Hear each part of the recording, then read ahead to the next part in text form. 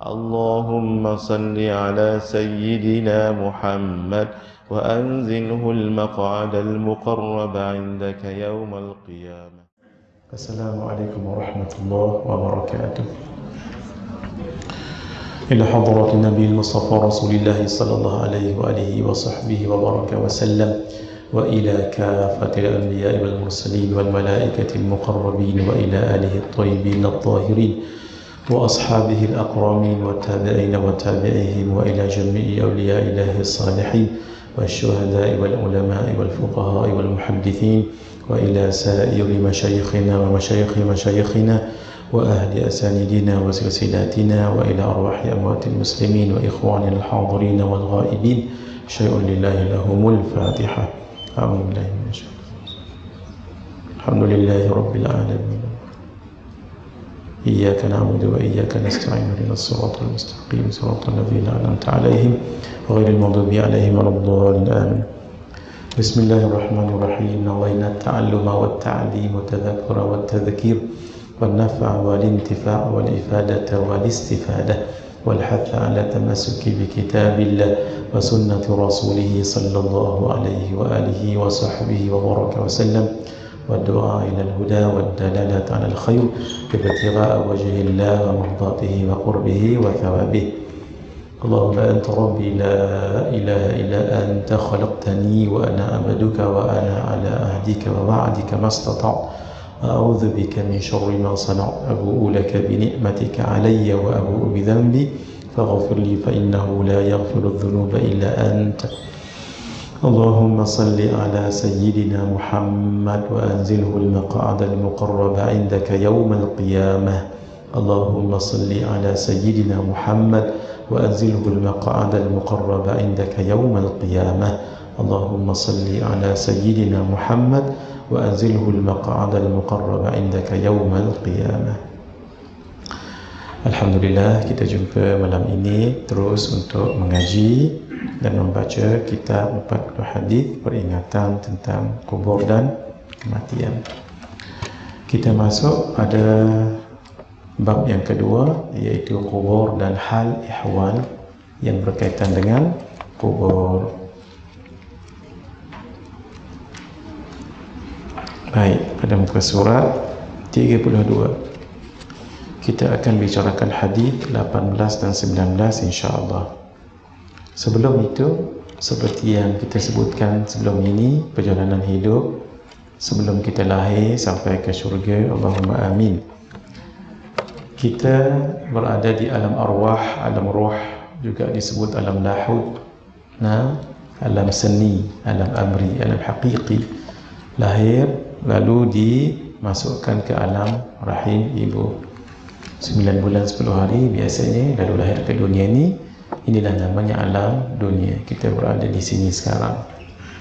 Kemudian mau tidak mau kita akan meninggal. Bila? Wallahu a'lam bissawab. Itu namanya alam barzakh. Alam yang membataskan ataupun membatasi. Barzakh maksudnya satu batasan yang membezakan alam dunia dengan alam akhirat. Tapi ia disebut sebagai alam akhirat kecil. Disebut dengan alam kubur sebab selalunya orang yang meninggal ada kubur, tapi ada juga yang meninggal tidak ada kubur. Alam barzakh inilah kiamat kecil. Kemudian akan berlaku hari kebangkitan. Itulah namanya bermula kiamat besar dan kiamat yang sebenar. Kemudian nanti akan berkumpul di padang yang sangat luas. Nanti kita akan bicarakan, mudah-mudahan mendapat syafaat Rasulullah sallallahu alaihi wasallam. Kemudian akan berlaku hisab dan penyerahan buku catatan amal. Kemudian timbangan amal dan mizan. Kemudian titian sirat. Nanti sampai ke satu tempat namanya Telaga Haud, Telaga Al-Kautsar, Telaga Rasulullah sallallahu alaihi wasallam. Akhirnya masuk ke syurga atau ke neraka, na'udzubillahi min dzalik. Jadi kita nak bicarakan bab yang kedua ni dekat kubur ni, alam kubur ni. Walaupun dia satu di sini, tetapi macam-macam yang berlaku dekat sini. Antaranya adalah fitnah, azab dan kenikmatan. Apa dia fitnah? Fitnahnya satu je, iaitu soal jawab. Soal daripada mungkar dan nakir, itu namanya fitnah. Ujian maksudnya ujian, macam ujian kita tanya orang, jawab tu maksudnya fitnah. Adapun azab, yang itu himpitan kubur dan sebagainya.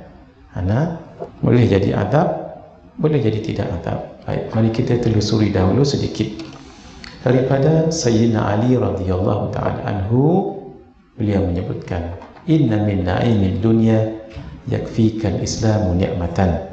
Sesungguhnya termasuk dalam kenikmatan dunia, banyak kenikmatan dunia ni, cukuplah kalau kita beragama Islam sebagai satu nikmat yang besar.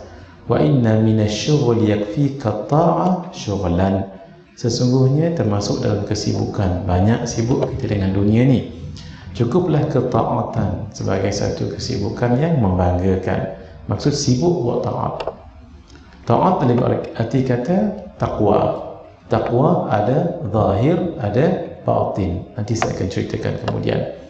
Taat yang zahir, buat apa yang disuruh oleh Allah yang zahir. Solat, zakat, puasa, menutup aurat, buat baik dengan ayah, ibu, guru dan sebagainya. Taat yang batin itu taat maksudnya buat yang zahir, solat, zakat, puasa, haji, dan taat dalam arti kita tinggal yang zahir, jangan mengumpat, jangan mencuri, jangan minum arak, jangan. Itu maksudnya taat yang zahir. Taat yang zahir inilah namanya bidayatul hidayah. Bermula hidayah. Bidayatul hidayah. Bila bidayatul hidayah, maka dia akan ada nihayatul hidayah. Tadi bidayatul hidayah, permulaan hidayah, dia akan ada nanti nihayah, kemuncak hidayah. Kemuncak hidayah ini juga namanya taqwa, tapi taqwa yang batin. Nanti malam esok saya akan ceritakan apa itu taqwa. Taqwa yang batin, taqwa itulah taat. Taat adalah taqwa. Maksud taat yang batin, arti buat apa yang batin, ikhlas, syukur, taubat, qanaah dan sebagainya. Kemudian kita buat taat arti kata tak buat ataupun hindari larangan Allah yang batin, hasad, dengki, ujub. Ini namanya taqwa yang zahir, yang praktikal, melibatkan pergerakan. Taqwa yang batin melibatkan hati. Combine dua ni, baru namanya bidayatul hidayah. Ini nihayatul hidayah. Tapi nak sampai ke nihayah tak mungkin. Dia mesti dahulu dengan bidayah. Malam esok saya akan cerita supaya tuan-tuan jelas. Kita lakukan yang zahir atau yang batin. Wa inna minal ibarati yakfikal mautu ibaratan. Sesungguhnya termasuk dalam pengajaran, banyak sangat yang boleh memberikan pengajaran pada kita dalam hidup. Cukuplah kematian sebagai satu pengajaran yang berguna. Maksud ingat pada kematian. Sebab itu kena ada buku ni. Memiliki buku ini. Walaupun kita nanti khatam malam ke-27, lepas tu tak ada dah. Kena ada buku ni biar kita baca kat rumah. Asatidah yang ikut pengajian kita ni mengajar pula orang lain. Sebab kematian itu sangat mengerikan kalau tidak ada persiapan. Sayyidina Mu'adz bin Jabal mengatakan, tidaklah aku melangkah satu langkah melainkan aku merasakan tidak akan dapat melangkah untuk langkah seterusnya kerana mengingatkan kematian yang sangat dekat.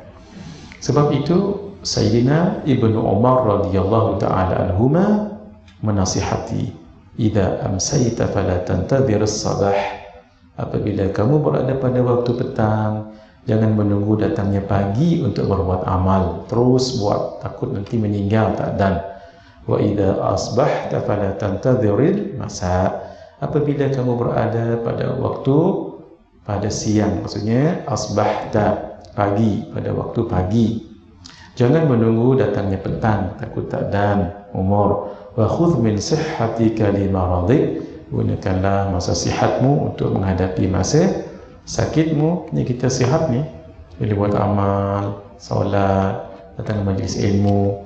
Nanti nak sangat datang, tapi kaki dah tak kuat dah, mata pun tak berapa boleh dah drive, tak boleh dah nak dengar apa 3 kali apa, sebab dia sudah makin kurang. Dia ada signalnya kan. Apa signalnya? Bila kulit sudah kendur, mata sudah kabur, gigi sudah, uban di rambut sudah berterabak, tak boleh makan lain melainkan makan bubur, jalan-jalan macam nak jatuh dalam tu. Tuan-tuan sebut bukan saya, itu tanda tu. Jadi kalau dah sakit, itu pun takdir Allah juga ya. Tapi gunalah masa muda ni, masa sekarang ini. Nanti bila dah sakit, tak boleh dah datang majlis ilmu. Datang majlis ilmu ni setiap tayar berpusing tu semua ganjaran. Every single cent or penny yang kita bayar tol tu semua dapat pahala. Demikian juga minyak petrol yang kita gunakan itu semua pahala tu. Wa min hayatika li mautik, dan gunalah masa hidupmu untuk menghadapi masa kematianmu. Yang nama ibadah tu sekarang mati je tak ada ibadah dah, sampai ke syurga tak ada ibadah. Once meninggal tak ada dah solat, zakat, puasa, haji, tak ada dah. Dalam kubur tak ada semua tu. Kerana itu jangan menyesal. Dalam kubur baru nak buat amal ibadah, jangan menyesal. Sekarang ni Allah bagi peluang sebenarnya kita ni, walaupun kita banyak dosa apa semua, tapi datang majlis ilmu, menyantuni ayah ibu, demikian orang-orang miskin, itu boleh menambahkan saham akhirat kita di samping mengampunkan dosa-dosa kita. Sebab itu Nabi ajar setiap kali tahiyat akhir baca doa ini. Setiap kali. Kalau dalam fardu tu paling kurang berapa kali tu? 5 kali. Maksudnya solat fardu. Itu tak termasuk sunat, rawatib, qabliyah, ba'diyah, nawafil. Baca. Ini baca. Hafal. Siapa yang belum hafal malam ni, tangkap gambar siap lagi. Slide ni jangan tangkap gambar, slide yang kedua. Yang kedua tu ada doa. Tangkap gambar, hafal daripada Masjid Sultan Salahuddin. Ini sampai rumah hafal. Sebab senang sangat. Allahumma inni a'udzubika min azabi jahannam wa min azabil qabri wa min fitnatil mahya wal mamat wa min syarri fitnatil masihid dajjal. Kalau tak sebut fitnah pun tak apa. Wa min syarril masihid dajjal. Cukup. Nak tambah lagi, ya muqallibal qulub thabbit qulubana ala dinika wa ala ta'atik. Baru bagi salam. Jangan tinggal. Sebab doa ini Nabi ajar dalam hadis daripada Sayyidina Abu Hurairah radhiyallahu taala anhu. Beliau mendengar Nabi sallallahu alaihi wasallam bersabda, "Idza faragha ahadukum min at-tashahhudil akhir." Apabila kamu selesai membaca tasyahud akhir. Kenapa disebut tasyahud? Sebab kita bersyahadah asyhadu an la ilaha illallah. Dinamakan juga dengan tahiyat akhir. Kenapa tahiyat? Sebab di depan tu kita sebut at-tahiyatul mubarakatus salawatut thayyibatu lillah. Falyata'awwadz billah min arba'. Maka bermohonlah berlindung dengan Allah daripada 4 perkara. Ni Nabi bagi tahu. Bermakna Nabi tahu sangat. Ini perlu untuk kita baca dan mohon perlindungan. Min adabi jahannam, daripada azab neraka.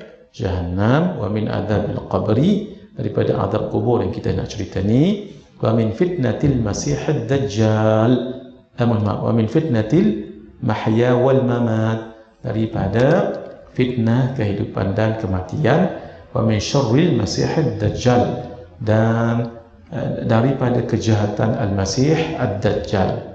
Nah, jadi kata ulama doanya begini. Nah, ini boleh tangkap.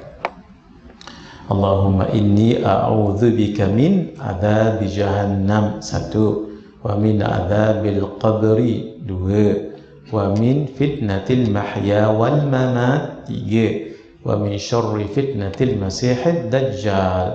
Kalau tak letak fitnati pun boleh juga. Wa min syarri al-masihid dajjal boleh.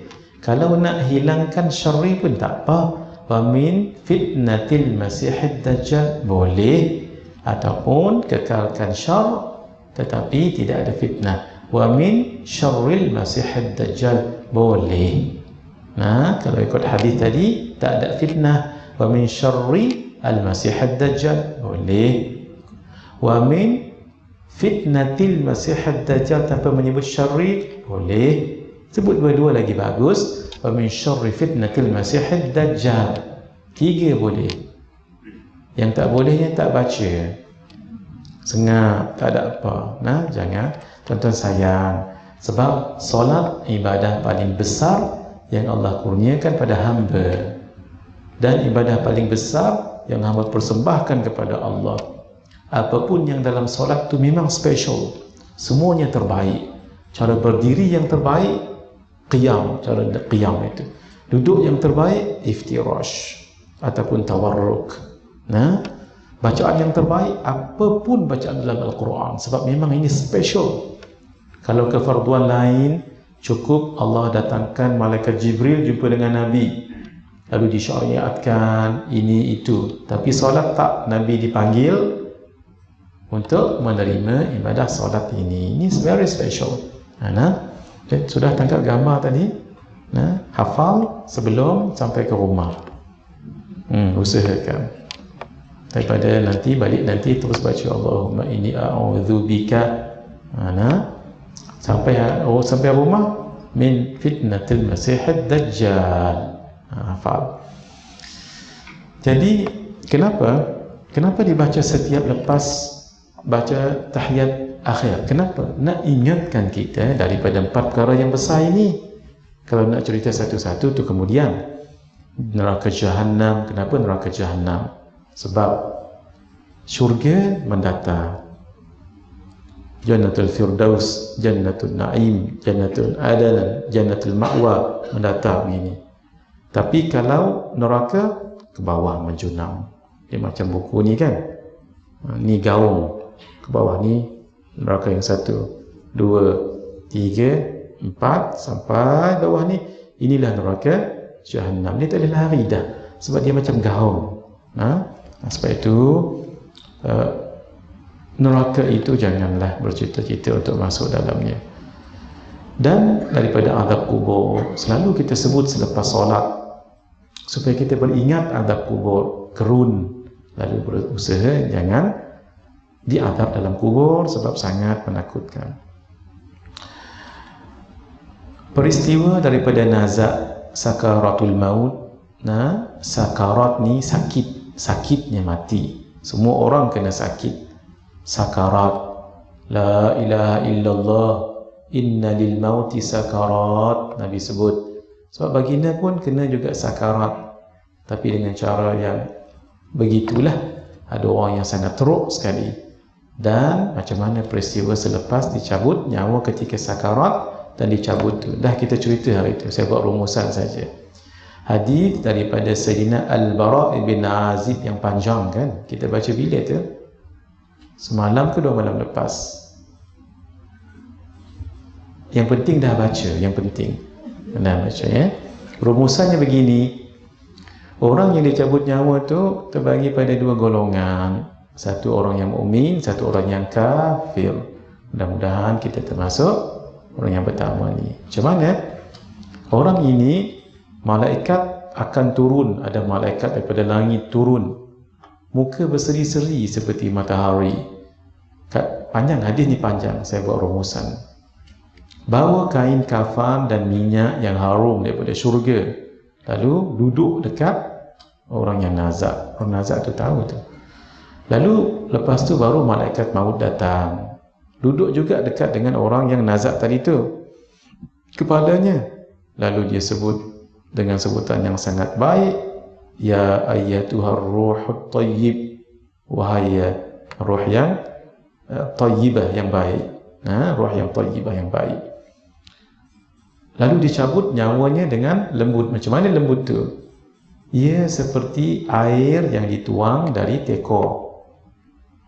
Mulanya saya nak letak teko tu, tapi petang tadi saya ingat takut orang tak faham teko, saya ubah jadi cerek. Betul kan cerek kan? Takut teko nanti jadi THO. Takut. Jadi kalau ni adalah teko tadi tu, tuang kan, muncung dia panjang kan, tuang, maka di sini keluar dengan tenang, tak floss, tak ada yang bersangkut-sangkut. Macam tu lah roh kita nanti. Jadi malaikat maut tadi dah cabut, masuk dalam tangannya, terus diambil oleh malaikat daripada langit, bungkus dengan kain kafan dan minyak wangi tadi tu, memang baunya paling harum dalam dunia. Dibawa ke langit yang pertama, diminta buka. Tapi sebelum buka tu ada malaikat di antara tu. Malaikat terkejut, apa martabat roh yang baik ini? Roh apa yang bagus sangat ni? Lalu disebut nama dengan sebaik-baik nama, diminta buka pintu langit, dibukakan. Lalu orang malaikat yang di langit yang ke pertama tadi tu, malaikat pun mengiringi juga. Seronok dia sampai langit yang kedua. Minta dibuka. Malaikat yang ada di langit yang kedua pun mengiring juga. Jadi riuh lah atas dengan roh yang ini tadi sampai langit yang ketujuh. Lalu Allah perintahkan untuk kitab amalannya dimasukkan ke Illiyin, tempat yang tinggi, maksudnya orang yang berbahagia. Lalu dikembalikan roh ke jasad. Sebab itu untuk orang yang beriman, kita memang sedih, menangis contohnya. Tapi ayah kita tu, dia mengalami ni sangat cepat, peristiwa ni sangat cepat. Kalau boleh dia pula bagi tahu kita jangan menangis. Pok baru ziarah langit ke-7. Kalau dia boleh bercakap lah. Tapi dia dalam keadaan dia kita sangat. Kita pun nangis, sedih. Ya Allah, tak sempat hari raya Pak tahun ni. Kata kita lah. Kita yang sedih.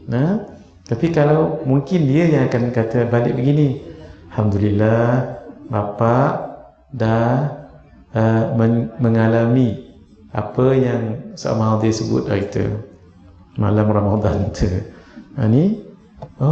Memang betul lah. Itu yang dialami oleh Pak. Alhamdulillah. Kalau dia boleh bercakap lah. Dia tak boleh cakap lah, sebagai satu fitnah untuk kita pula.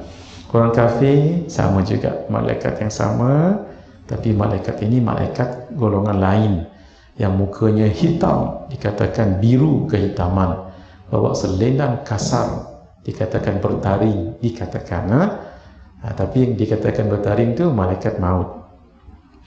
Bau paling busuk, duduk dekat dengan orang yang nazak, kelang kabut lah dia. Apa dia makhluk ramai banyak ni. Lalu malaikat maut mai, cabut dan setap nyawa dengan kasar seperti besi berduri yang dia rentap daripada kapas yang basah, habis bersedia.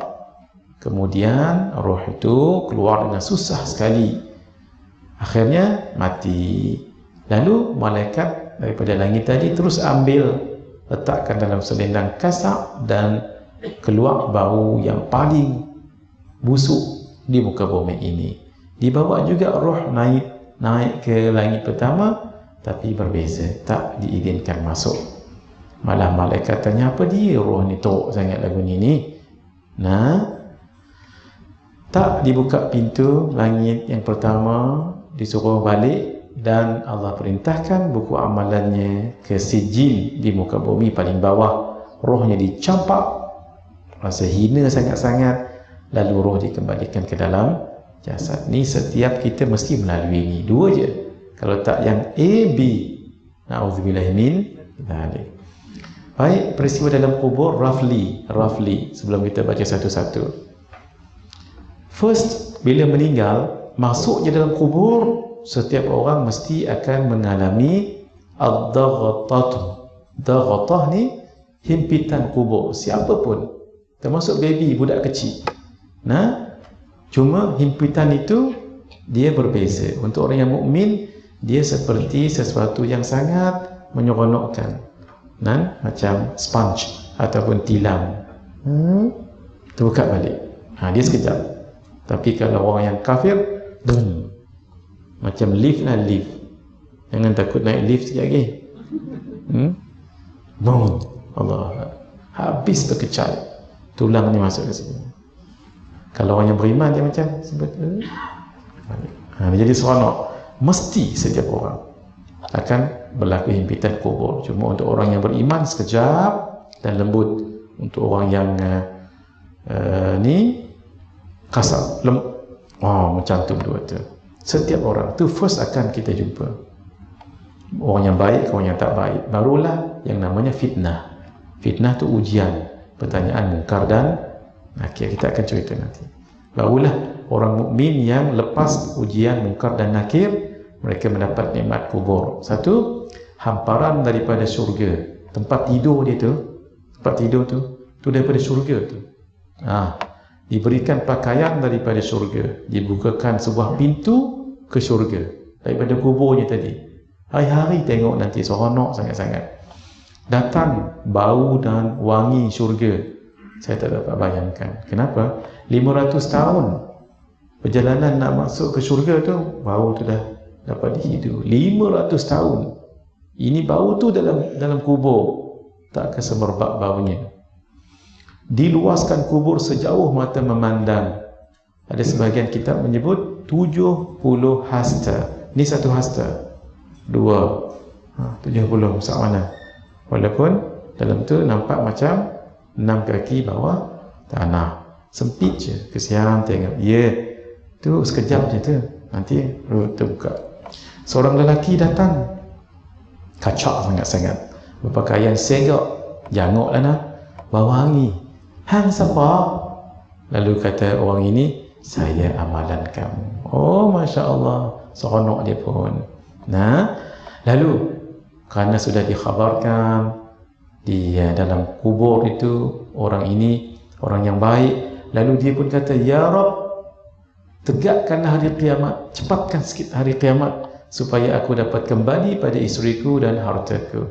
Maksudnya bersatu balik dengan keluarga dekat syurga itu.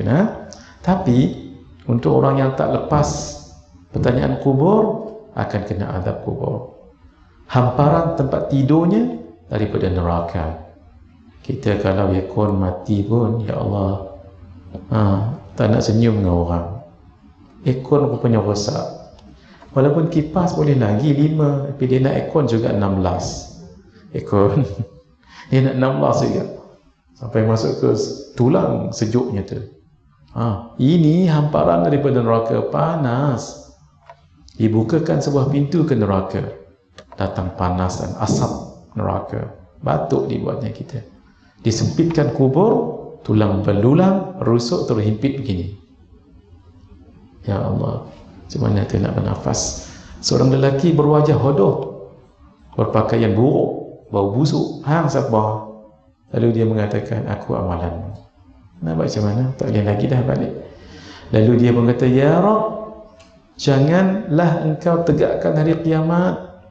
Dia takut. Sebab kalau kubur itu selamat, the rest will be more easier. Tapi kalau tak, stuck dekat situ ataupun gagal, jaga. Lepas tu lagi teruk. Ini tak kiamat lagi ni. Ini belum kiamat. Ini baru dalam kubur. Banyak lagi. Maksudnya kiamat yang betul tu belum lagi. Ini baru kiamat kecil. Nikmat kubur yang lain ditunjukkan syurga pagi dan petang, seronok. Dia mula-mula tu ditunjukkan neraka pada ahli syurga. Orang kubur yang baik tu ditunjukkan neraka dulu. Kenapa tu? Bila tunjuk neraka, dibagi tahu oleh malaikat, inilah tempat kalau kamu tidak berbuat amal. Tapinya, kamu berbuat amal, lalu ditukarkan neraka itu, ditunjukkan pula syurga. di sinilah kamu akan berada selepas daripada kubur ini. Itu yang dia seronok. Kata ulama, kenapa tunjuk neraka dulu? Bagi semangat dan bagi bersyukur sangat-sangat. Ya Allah, kalaulah saya tak buat amal, neraka ni lah tempat saya. Ternyata alhamdulillah tempat saya syurga. Jadi bertambah-tambah keseronokan itu. Memang Allah nakkan begitu untuknya. Kubur diluaskan 70 hasta. Kubur terang, roh orang salih dan orang yang mati syahid. Kat mana tempat roh tu? Dalam perut burung warna hijau. Ini dalam hadis ni, bukan saja. Nah, dan burung itu ada sarangnya. Di mana? Di Arash. Ingat tak yang bila saya sebut dahulu tu? Arash tu di mana? Ingat, di atas. Cuba kita reflect balik. Kalau saya nak patah balik, lambat lagi. Langit ada 7 kan? 1, 2, 3, 4, 5, 6, 7. Atas langit tu apa? Sidratul Muntaha. Atas Sidratul Muntaha itu mustawa. Atas mustawa itu Arash. Nah, kata ulama, Arash ini adalah bumbung kepada syurga. Kan syurga tadi mendatar. Di mana syurga? Wallahu alam, tak tahu. Tapi kalau ikut dari segi tafsir ulama tadi, Arash itu bumbung kepada syurga, bermakna di bawah syurga, di bawah Arash. Nah, Arash atas, syurga bawah. Nah, jadi maksudnya orang yang tadi, orang yang saleh, yang mati syahid, roh mereka tu dalam perut burung warna hijau. Dan burung itu ada sarang dia. Kat mana? Bergantung dekat Arash ni.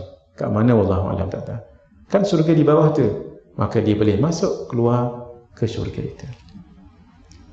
Selama dia dalam kubur. Nah, nanti di syurga nanti barulah masuk syurga betul-betul. Masya Allah tu ya. Mendapat keampunan dan keredaan Allah, ditetapkan hati menghadapi dan menjawab fitnah kubur. Antara azab kubur yang lain, ditunjukkan neraka pagi dan petang. Tu psycho sebenarnya tu. Psycho dia. Kubur gelap dan sempit, dipukul dengan pukulan daripada besi. Sekali pukulan di antara dua telinga, sakit ni. Dua telinga ni berteriak dia sampai didengar oleh orang yang dekat dengannya, kecuali manusia dan jin. Ini antara azab, kita detailkan satu-satu nanti. Mari kita baca dulu hadis yang ke-14. Hadis yang ke-18. Bismillahirrahmanirrahim. Daripada Sayyidina Abu Hurairah radhiyallahu taala anhu. Sesungguhnya Rasulullah sallallahu alaihi wasallam bersabda, qala rajulun lam ya'mal khairan qattu. Seseorang yang tak pernah beramal sama sekali, dia berpesan pada keluarganya, fa idza mata, apabila dia meninggal nanti, faharriquh, maka mereka hendaklah membakarkan badannya tadi. Wadhru nisfahu fil bar wa nisfahu fil bahr. Dah dibakar tadi debu kan, taburkan sebahagian debu mayatnya di daratan dan sebahagian di laut. Kenapa ni? Dia takut. Dia takut nak menghadapi pertanyaan kubur dan sebagainya. Dia beranggapan begitu supaya dapat lepas. Fa wallahi, kata Nabi, demi Allah, la in qadarallahu alaihi la yu'adzibannahu. Itu silap baris ya. La yu'adzibannahu. Dalam kitab ni sebut apa? La yu'adzibannahu.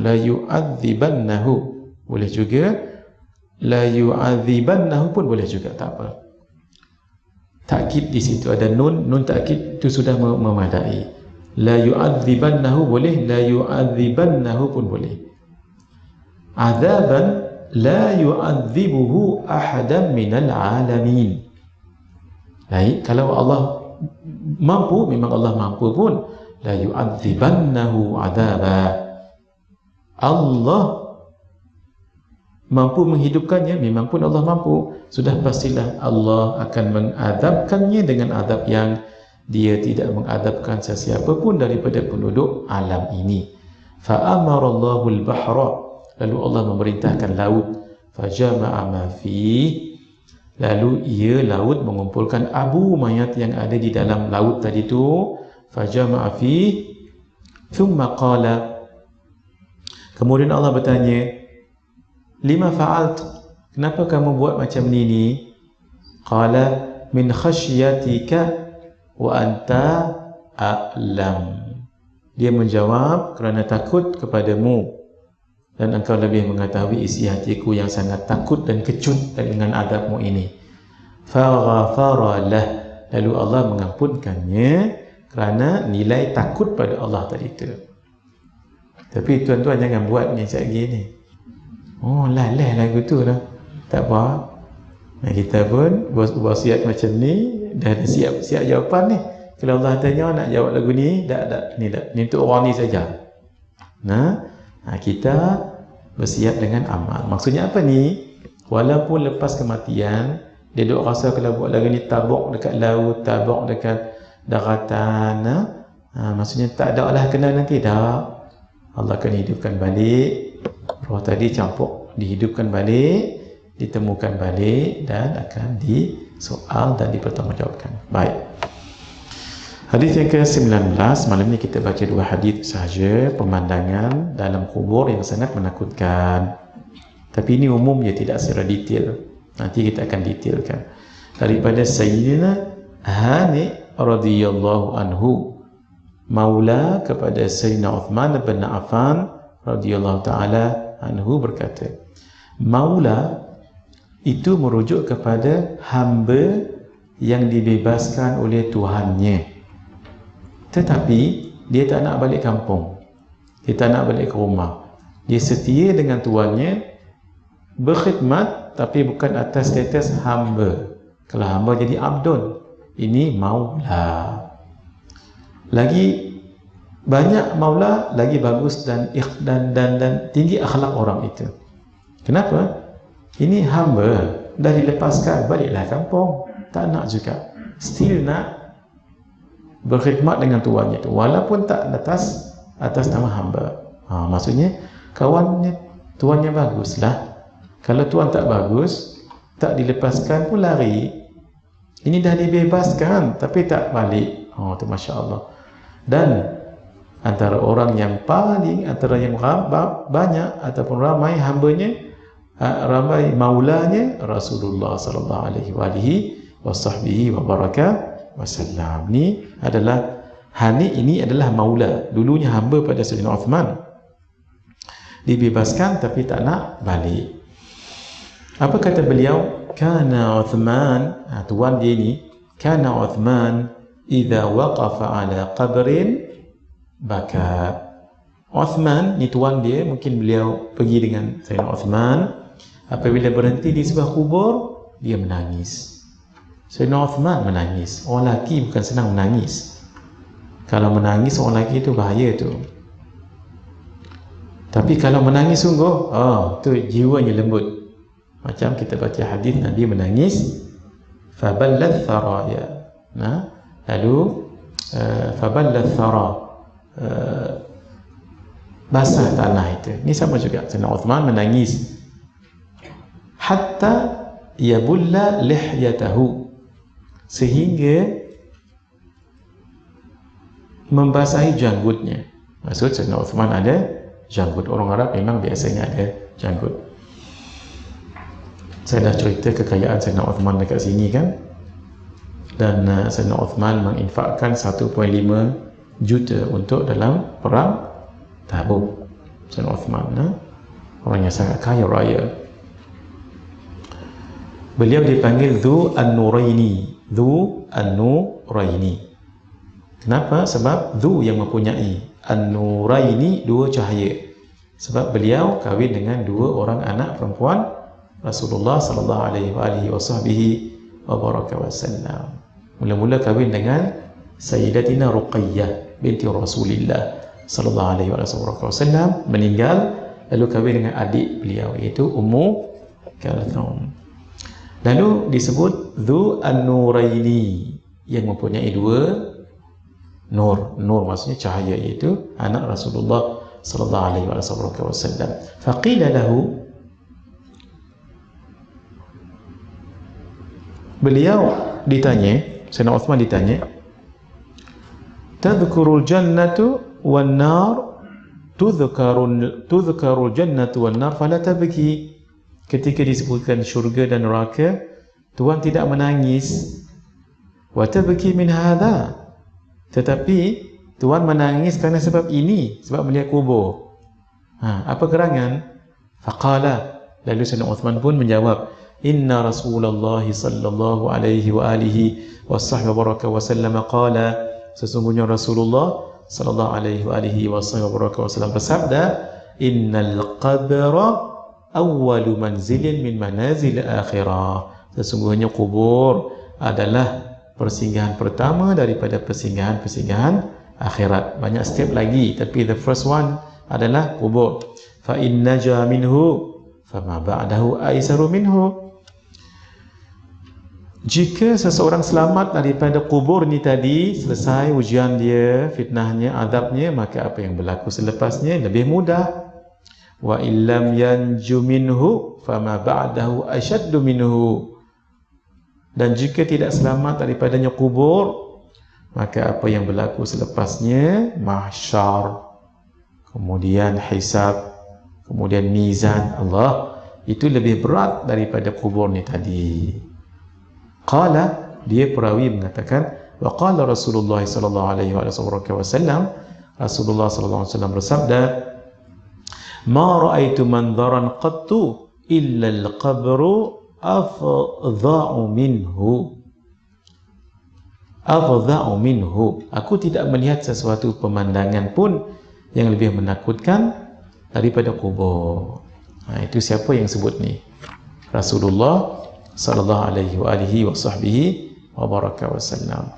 Kalau baginda yang sebut, maka ini adalah as-sadiqul masduq, Nabi yang sangat benar dan dibenarkan oleh Allah Azza wa Jalla. Bermaksud ini satu peringatan untuk kita semua. Kalau kita pergi kubur dan kita boleh menangis, itu tanda bagus. Kenapa? Itu menunjukkan hati kita lembut. Tapi kalau pergi kubur, relax je, main-main lagi, bergurau lagi, itu ceklah. Kerana kematian itu pun kalau tidak menakutkan, itu ada something wrong lah tu. Tetapi bukan takut matinya itu, sebab semua orang akan mati. Tetapi fitnah tadi tu, fitnah maksudnya apa tadi? Soal jawab dalam tu. Ini saya tak detailkan lagi ni, sebab nanti kita akan masuk apakah azab kubur. Ada dalam hadis ni, kita akan detailkan satu-satu. Menakutkan. Bagaimana yang dikatakan bentuk malaikatul maut. Malam esok saya akan ceritakan. Seperti yang disebut di dalam kitab Tuhfatul Murid, syarah kepada kitab Jawharatut Tauhid Al-Imam Al-Bajuri, sangat menakutkan. Sehingga dalam kitab ini disebut Nabi Ibrahim alaihi salam pernah ingin nak tengok macam mana muka malaikat maut. Asalnya malaikat maut tak nak tunjuk, dia nak juga. Baginda Nabi Ibrahim nak juga tengok. Last dizahirkan wajahnya yang disebut seperti berwarnanya warna biru kehitam-hitaman. Dikatakan ada taring. Nanti kita akan tengok kitab tu. Lalu Nabi Ibrahim tengok, pengsan Nabi Ibrahim. Nabi Ibrahim yang sangat kuat itu pun pengsan. Yang imannya Masya Allah. Siapa yang dapat lawan kecekalan keimanan Nabi Ibrahim alaihi salam? Nabi Ibrahim sabarnya sangat luar biasa. Menunggu anak sampai 82 tahun baru dapat anak.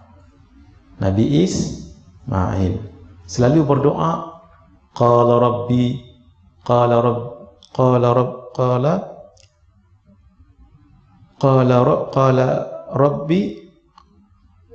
habli minas salihin. Qala rabbi habli minas salihin. Itu yang Nabi Ibrahim selalu minta. Qala rabbi habli minas salihin. Itu doa Nabi Ibrahim selalu minta, rabbi habli minas salihin. Wahai Tuhanku, anugerahlah kepadaku anak yang salih. Ketika bersama dengan Sayyidatina Sarah tidak dikurniakan anak, tetapi bila berkahwin dengan Sayyidatina Hajar dapatlah anak Ismail. Sehingga sebahagian ulama mengatakan Ismail itu berasal dari perkataan Isma'. Isma' maksudnya dengar. Ya Allah, dengarlah. Satu riwayat. Dah nak bermesra dengan anak, disuruh pula untuk menyembelih anak yang tercinta ni. Dah lah tunggu lama. Allah suruh dengan 3 malam, saya dah cerita ni dulu. 3 malam berturut-turut mimpi menyembelih anaknya. Mimpi Nabi adalah benar. Lalu akhir dibawa ke Mina, dibaringkan dan disembelih. Tinggal lagi tak putus. Itu yang bila Allah memperakui akan pengorbanan Nabi Ibrahim. Laqad ya Ibrahim laqad saddaqta ru'ya. Wahai Ibrahim, kau telah membenarkan mimpimu 3 malam itu. Lalu akhirnya Nabi Ibrahim itu diganti, Nabi Ismail digantikan dengan kibas ataupun dengan kambing yang besar. Persoalan, siapa yang sanggup menyembelih anak sendiri?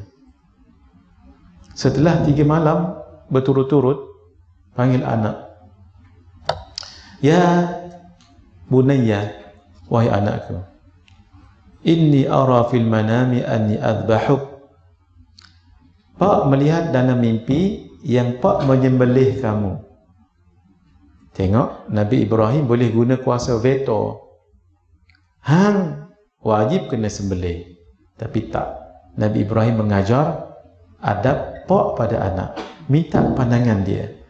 Fanzur madza tara. Wahai anakku, hang tengok lagu mana? Walaupun Nabi Ibrahim impose kuasa vetonya boleh, tak payah tanya, tak apa. Tapi Nabi Ibrahim nak ajar kita jadi ayah yang baik.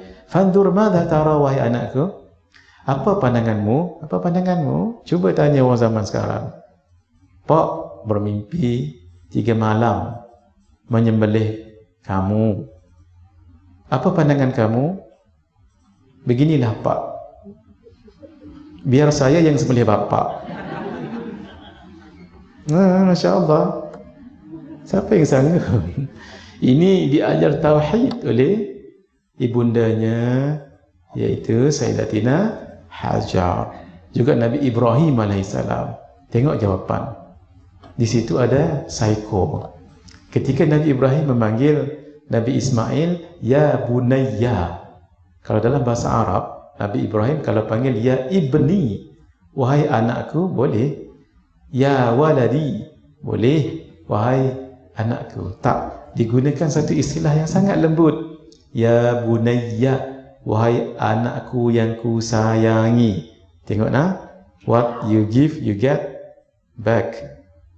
Oleh kerana Nabi Ibrahim akhlak tinggi dengan anak, ya bunayya inni ara fil manami anni adbahu. Bapa melihat dalam mimpi bapa, Pak menyembelih kamu. Fanzur madza tara, apa pandangan kamu? Tengok Nabi Ismail menjawab. Qala, Nabi Ismail menjawab, ya abati, wahai ayahku yang ku sayangi. Jawab yang tadi tu. Boleh kalau baginda nak jawab, ya abi. Abi kan bapa. Ya abi. Tak, tapi ya abati. Abati maksudnya ayahku yang ku sayangi. Kan tadi kerana dipanggil dengan panggilan anak kepada anak yang baik. Anak juga tahu diri dan balas dengan yang baik. Tapi jawapan sangat mengejutkan. Apa? Qala ya abati if'al ma tu'mar. Laksanakan apa yang diperintahkan. Nabi Ismail tak kata if'al ma ra'ait atau if'al ma ra'aita fi manamik. Tak. Lakukanlah apa yang bapa tengok dalam mimpi. Tak. Tapi anak yang bertauhid, dia tahu ni semua datang daripada Allah. If'al ma tu'mar. Laksanakan apa yang diperintahkan. Maksud ada yang memerintah. Yang memerintah adalah Allah. Satajiduni insya'allahu minas sabirin. InsyaAllah bapa akan dapati saya di kalangan orang yang sabar.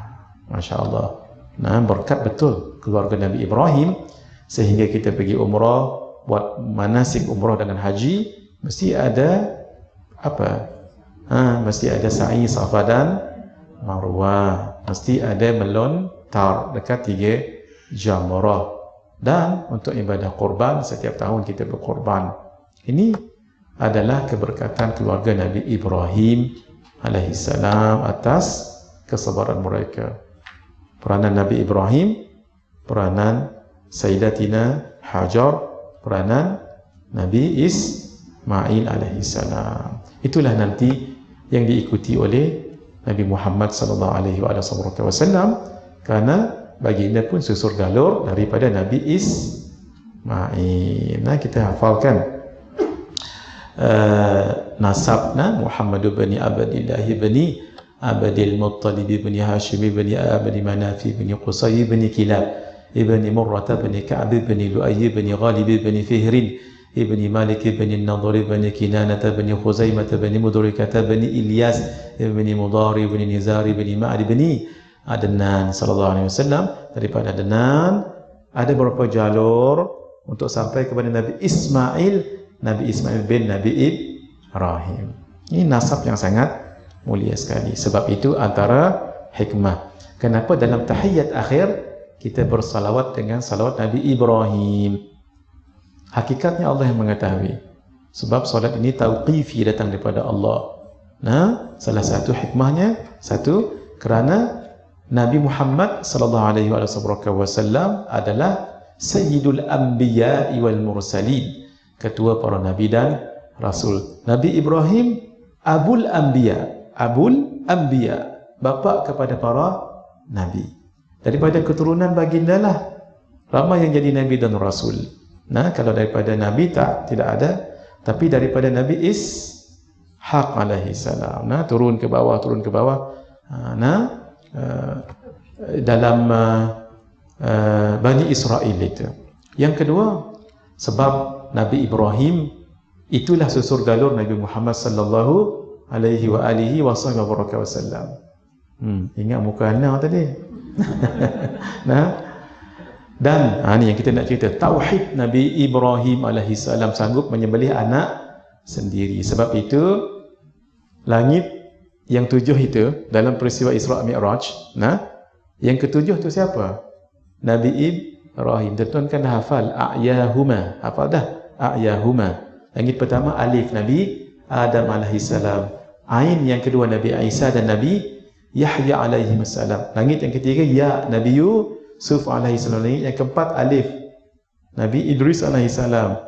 Yang kelima ha Nabi Harun alaihi salam. Langit yang keenam mim Nabi Musa alaihi salam. Yang ketujuh alif Ibrahim. A'yahuma yang telah ditulis itu. Sehingga ulama-ulama sufi mengatakan, nak kenal Allah ada 7 maqam. 7 maqam ini, itulah yang disebut dalam peristiwa Mi'raj tadi itu. Nabi Adam itu maqam mengenal diri. Sebab mesti mengenal diri dulu baru nak kenal Allah. Man arafa nafsahu faqad arafa rabbahu. Tapi ada syarahan dia. Yang kedua Nabi apa? Nabi Isa kan? Ini namanya maqam ruh.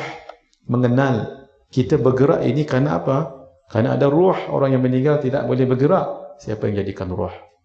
Allah. Itu kita nak kenal Allah. Kemudian ya Nabi Yusuf alaihissalam. Nabi Yusuf kacak. Kita minta ya Allah kerana kesederhanaan, kedaifan, kekurangan, ketidakmampuan kita. Ini semua sifat-sifat negatif ini. Ya Allah, kacakkan kami dengan sifat-sifat yang kacak-kacak, yang mahmudah. Kerana Nabi Yusuf itu kacak. Barulah alif Idris. Nabi Idris pernah Allah rasakan kematian. Maqam-maqam ini namanya maqam maut. Maqam mati. Matikan nafsu-nafsu yang 2 itu. Nafsu apa? Lawamah dengan ammarah. Sebab innan nafsa la'ammaratum bisu'. Barulah Nabi Harun. Nabi Harun disukai oleh kaumnya. Itu namanya maqam mahabbah. Nak maqam mahabbah, dia mesti kenal menerobos diri dahulu. Barulah maqam mim Nabi Musa, ni maqam munajat. Tidak mungkin orang bermunajat kepada Allah kalau dia masih sombong, kalau masih ada ananiyah dalam dirinya. Nah, barulah maqam tauhid. Itu yang kita ceritakan Nabi Ibrahim alaihis salam. InsyaAllah kita sambung malam esok, dan jangan lupa esok hari lepas subuh ada kuliah subuh dan daurah kitab Bahjah Mardiyah bersama Al-Fadhil, guru kita Ustaz Wan Junaidi bin Wan Ja'far. Beliau orang yang alim, ulama muda Terengganu. Nah, tahqiq ilmu beliau, orang yang mutamakkin. Mutamakkin ni orang yang kalau baca kitab bersungguh, bukan main layok lagu tu ya. Orang yang berguru, talaqqi. Saya dah sebut malam tadi, innamal ilmu bitta'allum wal fiqhu bittafaqquh. Sesungguhnya ilmu itu dengan jalan ta'allum, belajar. Dan fiqh, maksudnya fiqh, kefahaman yang mendalam, dia mesti dengan ta'allum, bukan setakat membaca sahaja. Itu nah. La yu'khadhul ilmu illa min afwahil ulama. Tidak diambil ilmu yang tahqiq melainkan daripada ulama yang tahqiq, ulama yang bersanad. Beliau punya isanad dan belajar kitab-kitab turath. Nah, kembali mengaji cara yang barakah ini, kerana yang nama barakah itu bukan senang. Barakah itu bukan senang. Saya dah sebut malam tadi, guru kepada guru mulia kita Syekh Ahmad Fahmi Zamzam Al-Banjari An-Nadawi Al-Maliki, guru beliau Sayyid Abdul Hasan Ali An-Nadawi. Beliau menyebutkan al-ilmu tajidunahu fi kulli syai' walakin barakatul ilmi tajidunaha fis salihin. Ilmu kamu boleh dapat di mana-mana pun, internet, YouTube, whatever, buku, tapi keberkatan ilmu kamu akan dapat hanya orang yang soleh saja. Maaf ya, kata beliau begini. Kenapa? Maaf, orang orientalis yang bukan Islam itu kadang-kadang ilmu mereka lebih dalam daripada kita. Kalau mengajar sangat detail dengan pecahan-pecahan yang sangat ilmiah. Maaf ya, tapi ketika mengajar mereka berwuduk tak? Mana mereka tahu wuduk? Lebih daripada itu, maaf, baru tadi bersama dengan isteri, lepas tu mengajar mandi hadas tak? Mana tahu mereka namanya mandi hadas ni? Mana nak datang barakah tu? Sebab itu bila datang pada kita, mai fahamlah, keluar daripada pintu, jadi amrun i'tibari. Amrun i'tibari, hilang habis. Itulah. Tuan-tuan ambil peluang, beliau bukan selalu datang ke Malaysia ni, Malaysia pula, maaf ya. Datang ke Selangor ni, esok beliau ada kat sini. Ambillah peluang untuk tak lama, daripada pukul 8 sampai 11.30 saja. Tapi Masya Allah dapat keberkatan daripada beliau semua, Insya Allah ya. Setakat ini 12 11.30 kan? 11.30 pagi, 3 jam setengah saja, tak lama mana. Campur mengantuk, campur tidur, apa? Itulah tuan-tuan hadir. Kalau dapat ilmu daripada beliau itu Masya Allah sangat mahal. Duduk dalam majlis ilmu orang yang salih ini pun sudah barakah. Ru'yatus salihin tujziyul qalb, ru'yatus salihin tashfil qulub. Melihat orang salih sahaja itu boleh menenangkan fikiran dan menenangkan perasaan dan boleh mengubat jiwa. Kenapa? Sebab guru melihat orang yang salih, melihat orang yang salih, dan orang yang salih itu keberkatan itu mengalir. Hadza wabillahi taufiq wal hidayah. Wassalamualaikum warahmatullahi wabarakatuh. Bismillahirrahmanirrahim. Alhamdulillahirabbil alamin wassalatu wassalamu ala asyrafil anbiya'i wal mursalin wa ala alihi wa sahbihi ajma'in. Allahumma ij'alna minal ladzina yastami'una al-qawla fayattabi'una ahsana. Allahumma inna nas'aluka 'ilman nafi'a wa rizqan thayyiban wa amalan salihan mutaqabbala. Sallallahu ala khairi khalqihi wa nuri arsyihi sayyidina Muhammad wa ala alihi wa sahbihi wa baraka wa sallam. Alhamdulillahi rabbil alamin bi sirril Fatihah. A'udzu billahi minasyaitonir rajim.